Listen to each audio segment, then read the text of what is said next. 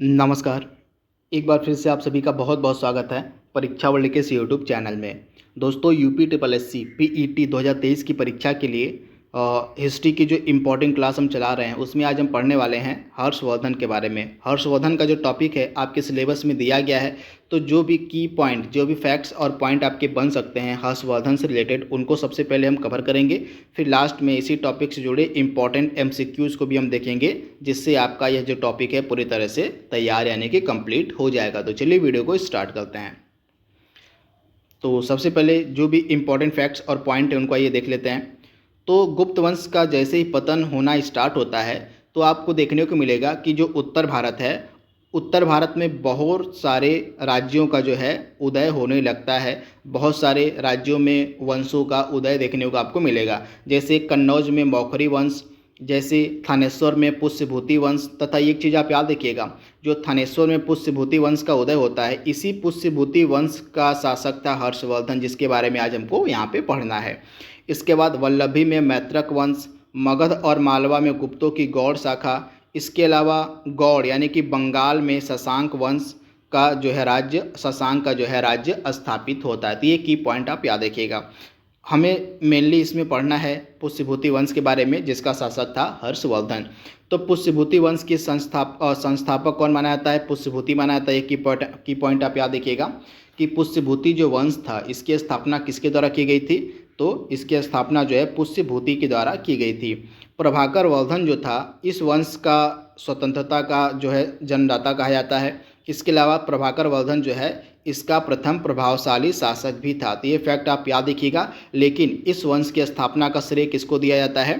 तो पुष्यभूति वंश की स्थापना का जो श्रेय है पुष्यभूति को दिया जाता है।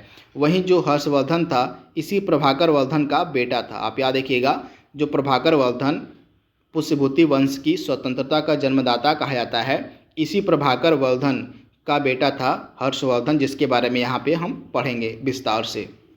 तो आप याद रखिएगा। तो हर्षवर्धन की एक बहन थी जिसका नाम था राजश्री।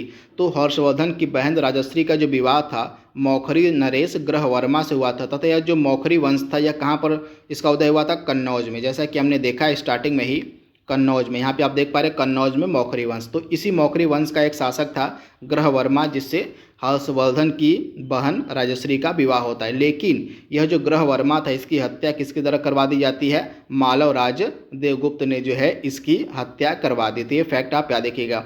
तो अपनी बहन के पति की हत्या का बदला लेने के लिए हर्षवर्धन का जो बड़ा भाई था जिसका नाम था राज्यवर्धन, यह जाता है। लेकिन जो देवगुप्त था जिसने हत्या करवाई थी उसने गौड़ शासक शशांक के साथ मिलकर राज्यवर्धन की भी हत्या करवा दी थी। ये फैक्ट आप याद रखिएगा। अब समय काल आता है हर्षवर्धन का। तो हर्षवर्धन इसके बाद 606 ईस्वी में थानेश्वर की गद्दी पर बैठा। तो ये फैक्ट आप याद रखिएगा, 606 ईस्वी में हर्षवर्धन जो है थानेश्वर की गद्दी पर बैठता है।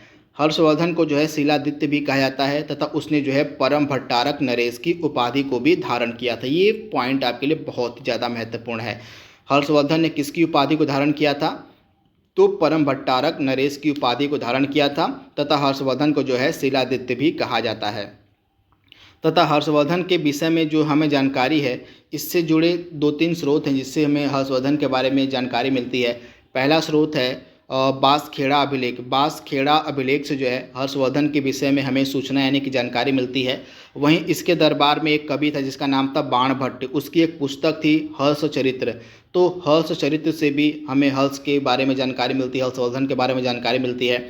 इसके अलावा हर्षवर्धन के शासनकाल में एक चीनी यात्री आता है जिसका नाम था वेनसोंग।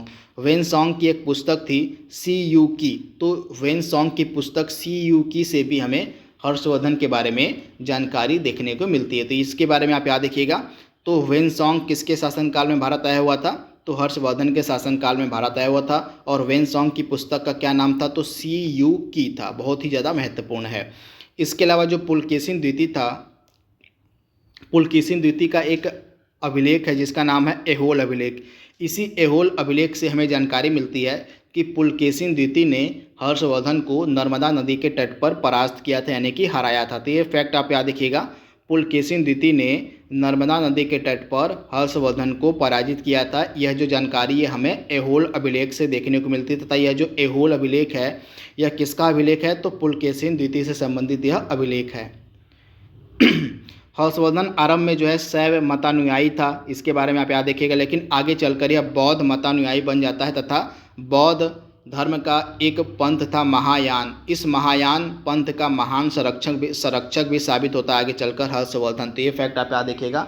हर्षवर्धन जो है स्टार्टिंग में क्या था, तो शैव मतानुयायी था, आगे चलकर इसने बौद्ध धर्म को जो है अपना लिया तथा बौद्ध धर्म के किस संप्रदाय से यह रिलेटेड था, तो महायान से। तो इसके बारे में आप याद रखिएगा। वेनसॉन्ग के विवरण से हमें ज्ञात होता है कि प्रत्येक 5 वर्ष के अंतराल यानी कि प्रत्येक 5 वर्ष पर जो हर्षवर्धन था यह एक धर्म संसद का आयोजन करता था। कहाँ पर, तो प्रयाग में। प्रयाग में जो है प्रत्येक 5 वर्ष पर एक धर्म संसद का आयोजन किया जाता था। किसके द्वारा, तो किसके द्वारा, तो हर्षवर्धन के द्वारा। और इसी धर्म संसद में ही सारा धन जो है हर्षवर्धन दान करता था। तो इसके बारे में आप याद रखिएगा, यानी कि प्रत्येक 5 वर्ष के अंतराल पर किस जगह पर हर्षवर्धन के द्वारा धर्म संसद का आयोजन होता था, किया जाता था, तो प्रयाग में। ये जगह आपके लिए बहुत ज़्यादा इंपॉर्टेंट है। प्रयाग में ही प्रत्येक 5 वर्ष पर हर्षवर्धन के द्वारा धर्म संसद का आयोजन किया जाता था और इसी धर्म संसद में ही वह अपना सारा धन दान में दे देता था। बहुत ही ज़्यादा महत्वपूर्ण ये की पॉइंट है, इसको आप याद रखिएगा। इसके बाद जो चीनी यात्री वेनसॉन्ग था, इसको जो है यात्रियों का राजकुमार भी कहा जाता है, जो हर्षवर्धन के शासनकाल में भारत आया। हर्षवर्धन एक महान लेखक भी था, शासक के अलावा जो है यह एक महान लेखक भी कहा जाता है। और इसके द्वारा 3 इम्पॉर्टेंट नाटकों की रचना की गई है जो बार बार एग्जाम में पूछे गए हैं, जैसे नागनंद हो गया, प्रियदर्शिका हो गया और रत्नावली। ये 3 इम्पॉर्टेंट नाटक हैं जो किसके द्वारा लिखे गए हैं, हर्षवर्धन के द्वारा लिखे गए हैं। तो इनको आप याद कर लीजिएगा।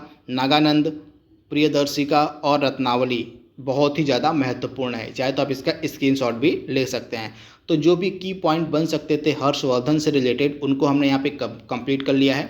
अब इस टॉपिक से जुड़े इंपॉर्टेंट MCQs को आइए सॉल्व कर लेते हैं, जिससे आपका टॉपिक यह पूरी तरह से तैयार हो जाएगा। तो आइए पहले प्रश्न की तरफ बढ़ते हैं। पहला प्रश्न आपके स्क्रीन पर है, थानेश्वर में वर्धन वंश यानी कि पुष्यभूति वंश की स्थापना किसके द्वारा की गई थी। तो मैंने आपको बताया है कि जो पुष्यभूति वंश है इसकी जो स्थापना है पुष्यभूति वर्धन के द्वारा की गई थी, यानी कि ऑप्शन आपका सी यहाँ पे बिल्कुल सही हो जाएगा। निम्नलिखित में से वह अंतिम बौद्ध राजा कौन था जो संस्कृत का महान विद्वान और लेखक भी था। तो आप याद रखिएगा यह हो जाएगा हर्षवर्धन। जैसा कि मैंने आपको बताया एक शासक होने के अलावा एक महान लेखक भी था हर्षवर्धन, तो ऑप्शन आपका डी यहाँ पे बिल्कुल सही हो जाएगा। अगला प्रश्न आपके स्क्रीन पर है, हर्ष चरित्र किसके द्वारा लिखी गई है। तो हर्षवर्धन का एक दरबारी कवि था जिसका नाम था बाणभट्ट। इसी बाणभट्ट के द्वारा ही हर्ष चरित्र की रचना की गई, यानी कि ऑप्शन आपका बी यहाँ पे बिल्कुल सही है। और इसी हर्ष चरित्र से ही हर्षवर्धन के बारे में हमें जानकारी देखने को मिलती है। हर्षवर्धन के समय में कौन सा चीनी यात्री भारत आया था, तो वेनसॉन्ग आया था, यानी कि ऑप्शन आपका यहाँ पे डी जो है बिल्कुल सही हो जाएगा। वहीं फाहियान किसके शासनकाल में भारत आया हुआ था, तो चंद्रगुप्त द्वितीय, जो गुप्त वंश का शासक था चंद्रगुप्त सेकेंड यानी कि चंद्रगुप्त द्वितीय, जिसको हम विक्रमादित्य के नाम से भी जानते हैं, इसी के शासनकाल में एक चीनी यात्री फाहियान था जो भारत आया था। तो ये फैक्ट आप याद रखिएगा। लेकिन यहाँ पे हम किसकी बात कर रहे हैं, हर्षवर्धन के शासनकाल की, तो राइट आंसर क्या हो जाएगा, वेनसॉन्ग जो है हर्षवर्धन के शासनकाल में भारत आता है। अगला प्रश्न आपके स्क्रीन पर है, हर्षवर्धन की जीवनी किसके द्वारा लिखी गई है। तो अभी अभी हमने इसके बारे में देखा है, बाणभट्ट के द्वारा जो है हर्षवर्धन की जीवनी लिखी गई है, हर्षचरित्र। इसके बाद अगला प्रश्न आपके स्क्रीन पर है, किस व्यक्ति को द्वितीय अशोक कहा जाता है।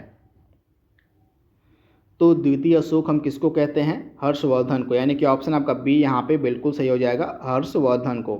अगला प्रश्न आपके स्क्रीन पर है, चालुक्य शासक पुलकेशिन द्वितीय ने किस नदी के किनारे हर्षवर्धन को परास्त किया था। तो इसके बारे में भी हमने पढ़ा था डिटेल में कि जो चालुक्य शासक पुलकेशिन द्वितीय था इसने जो है नर्मदा नदी के तट पर, यानी कि ऑप्शन आपका सी यहाँ पे बिल्कुल सही है, नर्मदा नदी के तट पर हर्षवर्धन को पराजित किया था। हर्षवर्धन के शासनकाल में उत्तर भारत का सबसे महत्वपूर्ण शहर कौन सा था। तो आप याद रखिएगा हर्षवर्धन के शासनकाल में जो है उत्तर भारत का सबसे महत्वपूर्ण शहर कौन सा था, तो कन्नौज, यानी कि ऑप्शन आपका सी यहाँ पे बिल्कुल सही हो जाएगा, कन्नौज। इसके बारे में आपको याद रखना है। इसके बाद अगला प्रश्न आपके स्क्रीन पर है, हर्षवर्धन अपनी धार्मिक सभा कहाँ किया करता था। तो प्रत्येक 5 वर्ष पर एक धर्म संसद का जो आयोजन है हर्षवर्धन के द्वारा किया जाता था, कहाँ पर? तो प्रयाग में, यानी कि ऑप्शन आपका बी यहाँ पे बिल्कुल सही हो जाएगा, प्रयाग में। हर्षवर्धन की बहन राजश्री का विवाह किसके साथ हुआ था? तो आप याद रखिएगा, मौखरी नरेश ग्रहवर्मा के साथ जो है हर्षवर्धन की बहन राजश्री का विवाह हुआ था, यानी कि ऑप्शन आपका डी यहाँ पे 100% सही हो जाएगा। अगला प्रश्न आपके स्क्रीन पर है, कौन कौन वर्धन वंश की राजधानी थानेश्वर से कन्नौज ले गया था? तो वर्धन वंश की जो राजधानी थी थानेश्वर से कन्नौज किसके द्वारा स्थापित की गई थी? तो किसके द्वारा? राइट आंसर हो जाएगा हर्षवर्धन के द्वारा। ऑप्शन आपका ए यहाँ पे बिल्कुल सही हो जाएगा। हर्षवर्धन ने अपनी राजधानी को थानेश्वर से कन्नौज स्थापित किया था। कन्नौज किस शहर में स्थित है? आपसे पूछा जा रहा है कि जो कन्नौज है इसकी वर्तमान लोकेशन कहाँ पर है? तो यह वर्तमान में आपको मिलेगा उत्तर प्रदेश में, यानी कि ऑप्शन आपका ए यहाँ पे 100% सही हो जाएगा। अगला प्रश्न आपके स्क्रीन पर है, वेनसोंग की भारत में यात्रा के समय सूती कपड़ों के उत्पादन के लिए सबसे प्रसिद्ध नगर कौन था? जब वेनसोंग भारत आया था तो उस समय सूती कपड़ों के उत्पादन के लिए सबसे फेमस नगर भारत में कौन था? तो आप याद रखिएगा, मथुरा था, यानी कि ऑप्शन आपका यहाँ पे बी जो है बिल्कुल सही हो जाएगा, मथुरा। नागानंद का रचनाकार यहाँ पे पूछा गया कौन था? नागानंद। तो मैंने आपको बताया था कि हर्षवर्धन जो था स्वयं में एक महान लेखक था। इसके द्वारा 3 इम्पॉर्टेंट रचनाएं की गई थी। एक तो आपका नागानंद हो गया, एक आपका प्रियदर्शिका हो गया और एक आपका रत्नावली हो गई। इन तीनों नाटकों की जो रचना है की गई थी हर्षवर्धन के द्वारा, यानी कि ऑप्शन आपका बी यहाँ पे 100% सही हो जाएगा। अगला प्रश्न आपके स्क्रीन पर है, हर्षवर्धन ने 2 महान धार्मिक सम्मेलन का आयोजन कहाँ पर किया था? तो आप याद रखिएगा, कन्नौज और प्रयाग में। ऑप्शन आपका ए यहाँ पे बिल्कुल सही हो जाएगा। हर्षवर्धन के विजयी जीवन में एकमात्र पराजय देने वाला पुलकेशिन द्वितीय कहाँ का शासक था? तो आप याद रखिएगा, पुलकेशिन द्वितीय जो था यह वातापी या बदामी का शासक था, तथा आपको पता होगा कि जो पुलकेशिन द्वितीय था इसका एक अभिलेख था जिसका नाम है एहोल अभिलेख। इसी एहोल अभिलेख से ही हमें जानकारी मिलती है कि जो पुलकेशिन द्वितीय था इसने नर्मदा नदी के किनारे, नर्मदा नदी के तट पर हर्षवर्धन को परास्त किया था। तो इसके बारे में आप याद रखिएगा। तथा यह कहाँ का शासक था पुलकेशिन द्वितीय? तो वातापी का यह शासक था। इसके बाद किस चीनी यात्री को वर्तमान शाक्य मुनि व यात्रियों का राजकुमार कहा जाता है? तो वर्तमान शाक्य मुनि व यात्रियों का राजकुमार हम कहते हैं वेनसोंग को, जो कि हर्षवर्धन के शासनकाल में भारत आया, यानी कि ऑप्शन आपका बी यहाँ पे बिल्कुल सही हो जाएगा। कुंभ का मेला प्रारंभ करने का श्रेय किसको दिया जाता है? तो कुंभ मेले का प्रारंभ करने का जो श्रेय यह हर्षवर्धन को दिया जाता है, यानी कि ऑप्शन आपका बी यहाँ पे बिल्कुल सही हो जाएगा, हर्षवर्धन को। तो इस तरह से जो भी इम्पॉर्टेंट प्रश्न बन सकते थे उनको भी हमने यहाँ पे कंप्लीट कर लिया है। इस तरह से आज आपका जो टॉपिक है हर्षवर्धन का यह पूरी तरह से कंप्लीट हो गया। तो आज के लिए बस इतना ही। Thank you, thanks for watching, thank you.